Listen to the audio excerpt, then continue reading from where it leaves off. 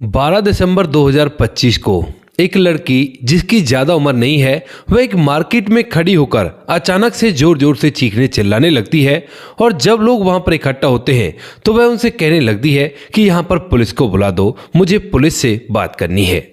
अब इस बात को सुनकर लोग बड़े हैरान हो जाते हैं और हैरानी का कारण यह भी था दोस्तों कि यहाँ पर जो लड़की थी उसके चेहरे पर दोनों तरह के भाव दिखाई दे रहे थे।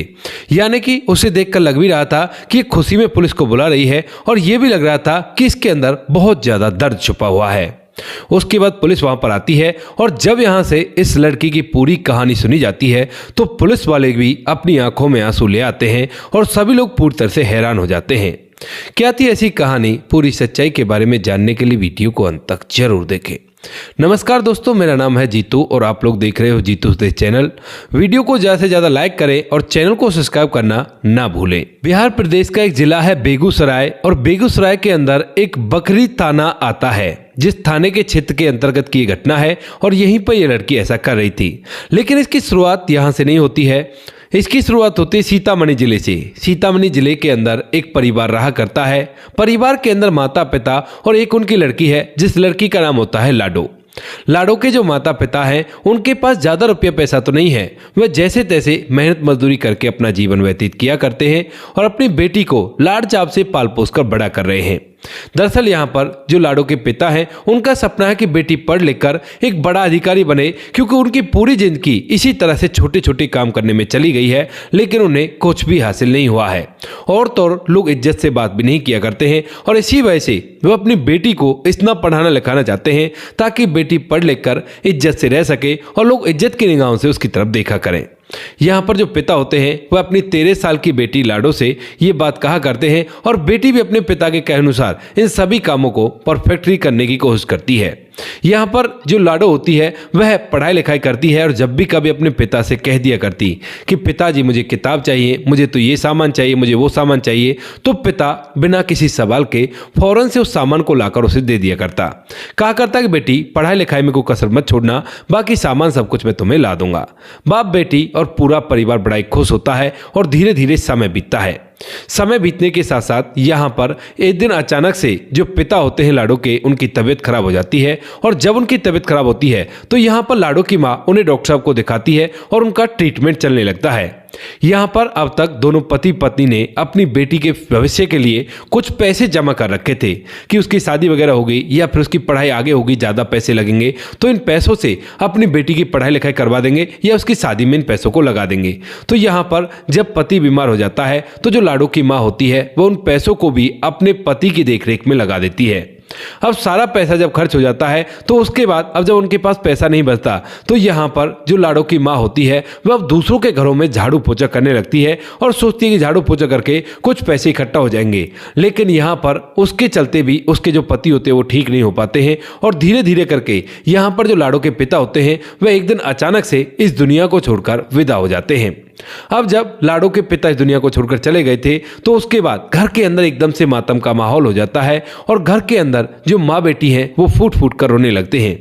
अड़ोस पड़ोस वाले आते हैं, अड़ोस पड़ोस वाले आकर उसका अंतिम संस्कार तो करवा देते हैं, लेकिन उसके बाद माँ बेटी के पास कोई ऐसा सहारा नहीं था जिस सहारे से वो अपने जीवन को जी सके। अब तक जितने भी रिश्तेदार थे वो सारे अलग हो चुके थे, क्योंकि आपको महसूस होगा ये बात कि गरीबी बहुत बुरी चीज हुआ करती है। जो व्यक्ति गरीब हो जाता है ना, उससे हर कोई इंसान मतलब नहीं रखा करता और उससे दूरी सी बनाने लगते हैं हर कोई।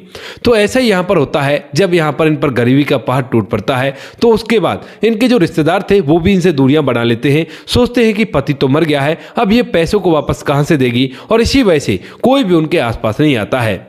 धीरे धीरे कुछ दिन तो अड़ोसी पड़ोसी मदद कर देते हैं, लेकिन उसके बाद जब घर के अंदर खाने तक का सामान नहीं होता है और 2 दिन तक माँ बेटी को भूखा रहना पड़ता है, तो उसके बाद यहाँ पर जो माँ बेटी होते हैं वह अब भीख मांगने का फैसला करते हैं और सीतामढ़ी के रेलवे स्टेशन पर जाकर दोनों माँ बेटी भीख मांगने लगते हैं।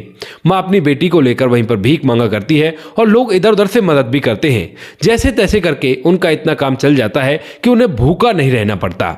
अब इसके बाद धीरे धीरे समय बीतता और समय के साथ साथ यहाँ पर जो लड़की होती है लाडो, उसे तो अपने पिता का सपना दिखाई दे रहा था और इसी वजह से वह कुछ ऐसे काम करती है, यानी कि किसी अखबार को लेकर पढ़ने लगा करती। और जब यहाँ पर वह लड़की अखबार को पढ़ा करती है तो तभी वहां से एक व्यक्ति होता है जिस व्यक्ति की नजर लाडो पर पड़ जाती है। जब वह लाडो को पढ़ता हुआ देखता है तो समझ जाता है कि शायद ये लड़की पढ़ना लिखना चाहती है और इसी वजह से यहाँ पर वह व्यक्ति बार बार उस लड़की की तरफ देखा करता है, लाडो की तरफ, और लाडो भी उसे अपनी तरफ देखता हुआ नोटिस कर लेती है।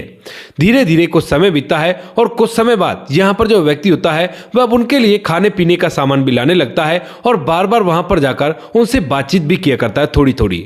तो बातचीत के दौरान उसे पता चल जाता है कि ये जो लड़की है पढ़ लिख कर बड़ा अधिकारी बनना चाहती है, क्योंकि इसके पिता का सपना था, लेकिन इस बेचारी को इस वजह से भीख मांगनी पड़ रही है। अब यहाँ पर जो व्यक्ति होता है वह यहाँ पर जो लड़की लाडो होती है उसे कहने लगता है कि बेटी, तुम्हें देखकर लगता है कि तुम अच्छा खासा पढ़ लिख सकती हो। अब इस बात को सुनने के बाद यहाँ पर लाडो के जो सोए हुए सपने होते हैं वो सारे के सारे जाग आते हैं और कहती है कि हाँ पढ़ तो जाती, लेकिन क्या करूं, मेरी पढ़ाई लिखाई शायद ऊपर वाले को अच्छी नहीं लगी, इसी वजह से उन्होंने मेरे पिता को मेरे से छीन लिया है। अब इसके बाद यहाँ पर जो व्यक्ति होता है वह लाडो से कहता है कि कोई बात नहीं, सपने पूरे हो जाएंगे और तुम भी पढ़ पाओगी, चिंता मत करो। ऐसा कहकर वह उसे मोटिवेट कर देता है और इसके बाद जो लाडो होती है वह अब अपने सपने को जीने लगती है।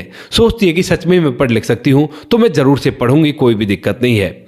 यहाँ पर धीरे धीरे कुछ दिन बीतते हैं और कुछ दिनों बाद यहाँ पर जब व्यक्ति उनसे ज्यादा ही नजदीकियां बढ़ा लेता है तो एक दिन लाडो उससे कहने लगती है कि अगर मेरे पास फोन होना तो मैं जरूर से पढ़ सकती हूँ। अब इस बात को सुनकर वह व्यक्ति कहता है कि बस इतनी सी बात, मैं तुम्हें फोन लाकर दे दूंगा और फोन से तुम आराम से पढ़ लेना। इसके बाद यहाँ पर जो व्यक्ति होता है अगले ही दिन एक बड़ा वाला फोन खरीद कर लाडो को दे देता है और कहता है कि ये लो फोन, पढ़ाई लिखाई करो और अपने सपनों को पूरा करो। अब लाडो को मानो एक नई उम्मीद मिल गई हो और इस उम्मीद के सहारे वह अपने जीवन को जीने लगती है, पंख फैलाती है और यूट्यूब पर वीडियो वगैरह देखकर अपनी पढ़ाई लिखाई को आगे करने लगती है। धीरे धीरे समय बीतता है और समय के साथ साथ अब इस व्यक्ति की नजदीकियां लाडो और उसके परिवार से काफी ज्यादा बढ़ जाती हैं और वह बार बार लाडो से कहा करता कि ये तुम भीख वगैरह मांगा करती हो तो तुम्हें पढ़ाई लिखाई का टाइम तो मिलता ही नहीं होगा, इससे अच्छा तो तुम कहीं नौकरी कर लो। लेकिन लाडो इस बात को सोचकर चुप रह जाती है। तभी एक दिन जब वह दोबारा से इस बात को कहता है तो लाडो जो होती है वो कहती है कि आप सही तो कह रहे हो, लेकिन मुझे भला नौकरी पर कौन रखेगा, अभी तो मेरी इतनी उम्र भी नहीं हुई है। लेकिन तभी जो व्यक्ति होता है वो कहता है कि तुम इस बात की चिंता मत करो, नौकरी पर तो मैं तुम्हें लगा दूंगा, लेकिन इस बात को तुम्हें चुपचाप रखना होगा, क्योंकि अगर तुम्हारी माँ ने ये बात किसी को बता दी या तुमने अपनी माँ को बताई और वही इस बात के लिए मना करने लगी तो शायद तुम्हारी नौकरी नहीं लग सकती। अब लाडो जो कि बच्ची ही थी वह इस बात को सोचकर कहती है कि ठीक है, मैं नहीं बताऊंगी, लेकिन आप मुझे नौकरी लगवा देना, क्योंकि अगर मैं नौकरी लग गई तो उसके बाद मुझे नौकरी करने के बाद इतना टाइम तो मिल ही जाएगा कि मैं अपनी पढ़ाई को कर सकती हूँ और ये भीख मांगना मुझे अच्छा भी नहीं लगा करता। अब यहाँ पर जो व्यक्ति होता है वह कहता है कि ठीक है, 1-2 दिन बाद मैं तुम्हें बताता हूँ और धीरे धीरे 1 से 2 दिन भी बीत जाते हैं। 1-2 दिन बाद यहाँ पर जो लाडो होती है वो उस व्यक्ति का इंतजार करती है और यहाँ पर जो व्यक्ति होता है वह अब उससे फोन पर भी बात करने लगा, क्योंकि उसने फोन दे रखा है। तो फोन पर बात करके उससे कहने लगता है कि लाडो देखो, अगर तुम्हें ना नौकरी लगनी है तो तुम ऐसा करो, कल बिना बताए अच्छी तरह से तैयार हो जाना और हम दोनों एक साथ चलेंगे, क्योंकि यहाँ पर नौकरी तुम्हें नहीं मिलेगी, यहाँ से थोड़ी दूर जो दूसरा जिला है उसके अंदर तुम्हें नौकरी मिल सकती है। अब जो लाडो थी अब तक उस व्यक्ति पर काफी ज्यादा विश्वास कर चुकी थी और इसी विश्वास के चलते लाडो उसके कहे अनुसार ना तो अपनी मां को इस बारे में कुछ बताती है और ना ही किसी और को इस बारे में कुछ भी महसूस होने देती है। सुबह सुबह उठती है और उठने के बाद अच्छी तरह से तैयार होती है और तैयार होने के बाद उस व्यक्ति की बताई गई जगह पर पहुंच जाती है। वहां पर वह व्यक्ति भी आ जाता है और उसके बाद लाडो को अपने साथ लेता है और लेने के बाद एक ट्रेन में बैठाकर वहां से सीधा एक जगह के लिए निकल जाता है। थोड़े से सफर तय करने के बाद वो लोग बिहार के बेगूसराय जिले में पहुंच जाते हैं और वहां पर रेलवे स्टेशन पर उतरने के बाद लाडो और वह व्यक्ति दोनों के दोनों एक ऑटो पकड़ते हैं और ऑटो पकड़ने के बाद वो बेगूसराय के एक एरिया में उस लड़की को ले जाता है। अब वैसे तो ये शहर था, लेकिन शहर के अंदर एक घर के अंदर वह व्यक्ति उसे ले गया था और वहां पर जाकर लाडो को अच्छी तरह से खाना दिया जाता है। खाना खिलाकर उसे अच्छी तरह से वहां पर रखा जाता है। अब यहाँ पर जो व्यक्ति होता है वो कहता है कि कोई बात नहीं, अभी आराम से रहो, कुछ दिनों में तुम्हारी नौकरी लग जाएगी और यहीं पर तुम्हें काम करना होगा। लाडो बड़ी खुश होती है कि ठीक है, मेरी नौकरी लग जाएगी और नौकरी लगने के बाद मैं अपने जीवन को अच्छी तरह से स्वाभिमान के साथ जी सकती हूँ और कोई भी कैसी भी दिक्कत नहीं है। धीरे धीरे 2 दिन बीतते हैं और 2 दिनों बाद अचानक से जो व्यक्ति होता है जो लाडो को यहाँ पर लेकर आया था वह कहीं गायब हो जाता है। अब जैसे ही वह व्यक्ति लाडो को नहीं दिखाई देता तो उसके बाद वह पूछने लगती है वहां के दूसरे व्यक्ति से, जिस व्यक्ति के यहाँ पर वह उसे लाकर रखा था, कि वो व्यक्ति कहाँ गया। तो यहाँ पर जो दूसरा व्यक्ति होता है वो उसे बताता है कि देखो, अब तुम बिक चुकी हो और अब तुम्हें देह व्यापार के धंधे में धकेला जाएगा। इस बात को सुनकर यहाँ पर जो लाडो होती है उसके एकदम से होश उड़ जाते हैं और उसके बाद यहाँ पर लाडो को इस बात पर बिल्कुल भी विश्वास नहीं होता कि वह व्यक्ति जो उसके ऊपर इतनी दया दिखाया करता था कि वह उसके साथ ऐसा भी कर सकता है। तो इसी वजह से यहाँ पर लाडो कहने लगती है कि इस तरह का मजाक मत करो और मुझे तो नौकरी करनी थी ना, तो नौकरी करने के लिए मैं यहाँ पर आई हूँ, आप मुझे नौकरी लगा दो, अगर वो चला गया है तो कोई बात नहीं। लेकिन तभी वह व्यक्ति कहता है कि नौकरी वोकरी कुछ नहीं है, तुम्हारा जो काम है तुम्हें वही करना होगा। यहाँ पर लाडो एकदम से सन्न रह जाती है और उसके बाद जब वह इस काम को करने से मना करने लगती है, कहती है कि नहीं मैं ऐसा नहीं करूंगी, तो उसके बाद यहाँ पर लाडो को बुरी तरह से पिटाई भी लगाई जाती है। लाडो की उम्र ज्यादा नहीं थी और उसके बाद जब उसे पीटा जाता है तो बार बार जब वह ये कहती है कि नहीं मैं ऐसा नहीं करूंगी, तो उसे एक कमरे के अंदर बंद कर दिया जाता है और उसे खाना तक भी नहीं दिया जाता है। कई दिनों तक उसे इसी तरह से रखा जाता है और यहाँ पर जो व्यक्ति था वह उसे बार बार पिटाई लगाया करता है। लाडो बहुत ही ज्यादा परेशान है और अपनी किस्मत को कोस रही है कि उसने क्या किया और क्या हुआ उसके साथ, अब क्या होगा और क्या करना होगा उसे।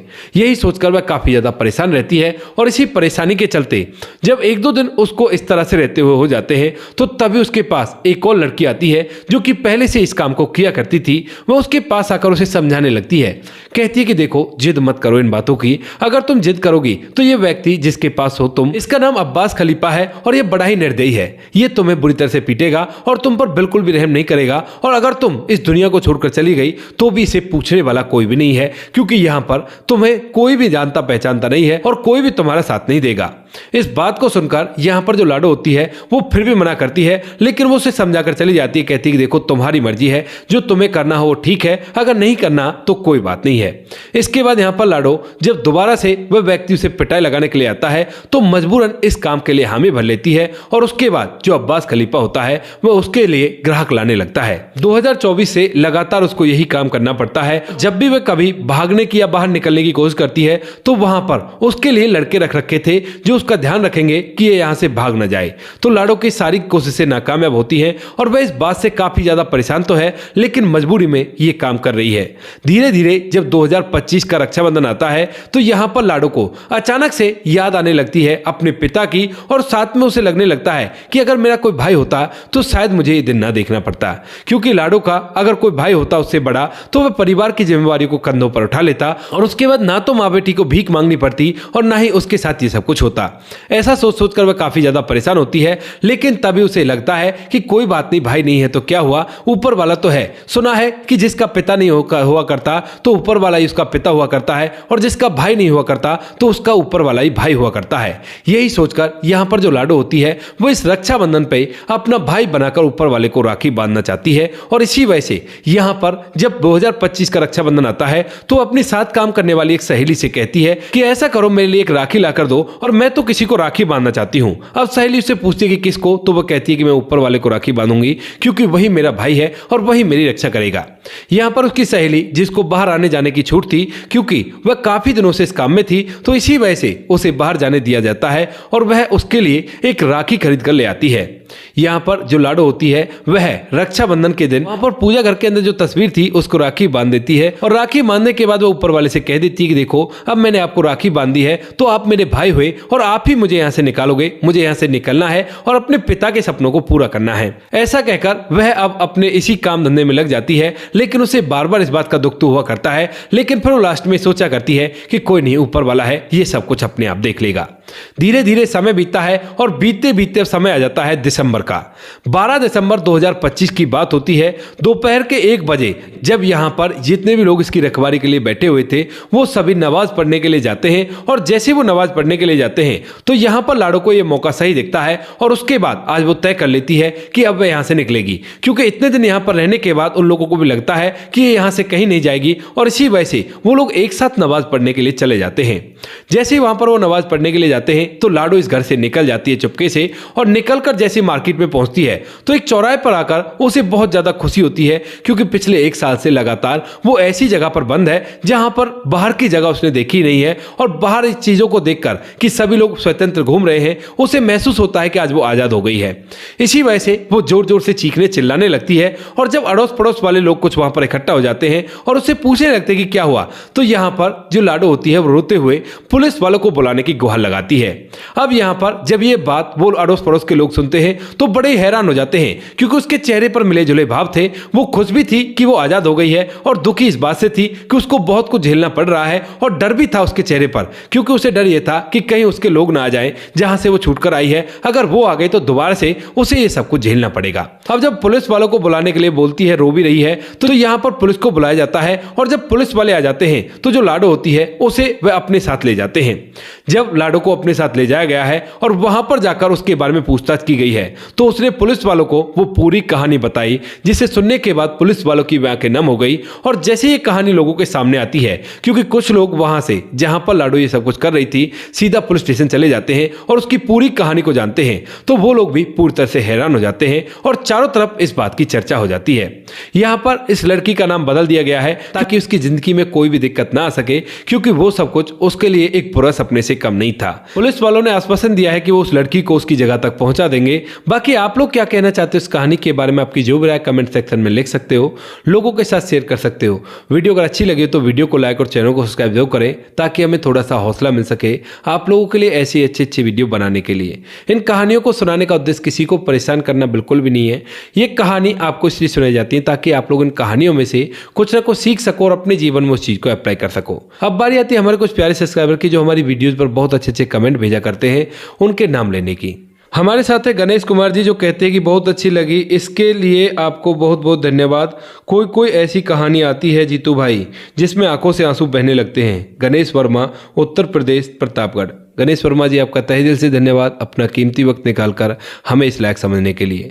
अगला नाम है सुजीत कुमार जी का। नमस्कार भाई साहब, राधे राधे, कैसे हो आप? बहुत अच्छी स्टोरी हमें सुनकर लगी। धन्यवाद भाई साहब सुजीत कुमार जी, आपका तहे दिल से धन्यवाद। उससे अगला नाम आता है सुरेश नागर जी का। सुरेश नागर जी कहते हैं कि बहुत अच्छी लगी, इसके लिए आपको बहुत बहुत धन्यवाद जी। धन्यवाद तो आपका है जी, आप लोगों ने अपना कीमती वक्त निकालकर हमें इस लायक समझा। अगला नाम है रजत सैनी जी का। रजत सैनी जी, आपका भी तहे दिल से धन्यवाद। उससे आगे हैं संजीव कुमार जी। संजीव कुमार जी, आपका भी तहे दिल से धन्यवाद। आगे नाम आता है मोनू जैन जी का। मोनू जैन जी, आपका भी तहे दिल से धन्यवाद। बाकी जो लोग रह गए हैं वो लोग बुरा ना माने, आने वाली किसी वीडियो में आप लोगों के नाम भी आ जाएंगे। आप लोग इसी तरह से हमें सपोर्ट करते रहिए, हम आपके लिए ऐसी अच्छे वीडियो लाते रहेंगे। मिलते हैं किसी नेक्स्ट वीडियो नए टॉपिक के साथ, तब तक के लिए जय हिंद, जय भारत, जय हिंदुस्तान।